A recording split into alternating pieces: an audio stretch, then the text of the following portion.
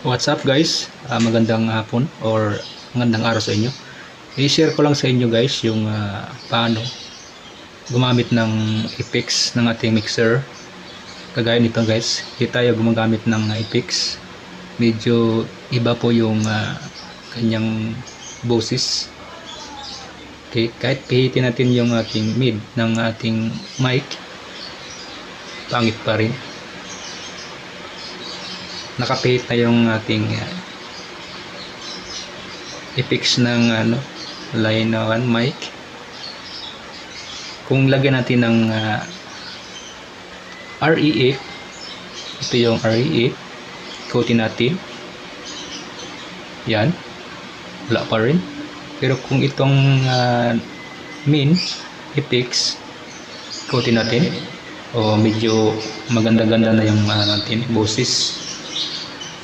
Lalo na kung ihitin natin yung delay ng 12 o'clock.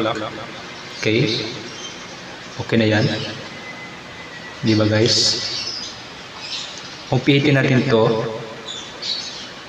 may panibagong kunti. Okay. Di ba? Yun. Okay.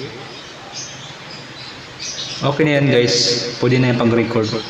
Kung pangitan kayo sa boses nyo, i-adjust natin itong delay. Yan. Tapos, yung mic, itong condenser ang gamit natin, ito. Pihitin natin ng bahagya. Yung ating low, i-12 o'clock natin para hindi masyadong mabas siya. Yan. Tapos ito yung control natin sa ating mic gain. Yan. Is natin yan. Okay na guys. Pwede na tayong mag recording. Tapos i-adjust natin yung isa slide pataas. Yan. Malakas na siya. Okay. Kung i-pull natin yung delay, pangit naman na pakinggan. Subukan natin guys. Hello.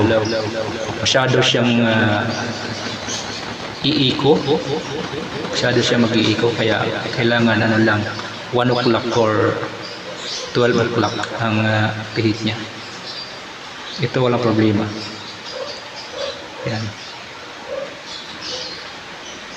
Kahit i-pull niya yan, ayos lang yan. Basta yung itong delay, huwag masyado. Okay guys, pwede na tayong mag-recording nito sa ating phone. Okay, subukan natin ng guys, yung tugtog music.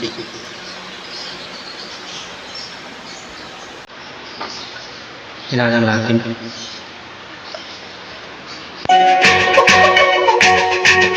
Guys,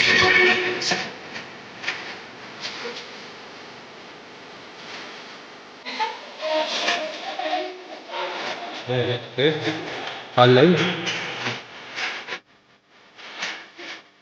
Okay guys, nandito lang guys.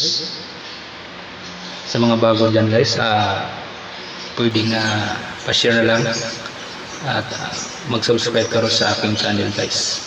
Salamat at magandang araw po sa inyo lahat.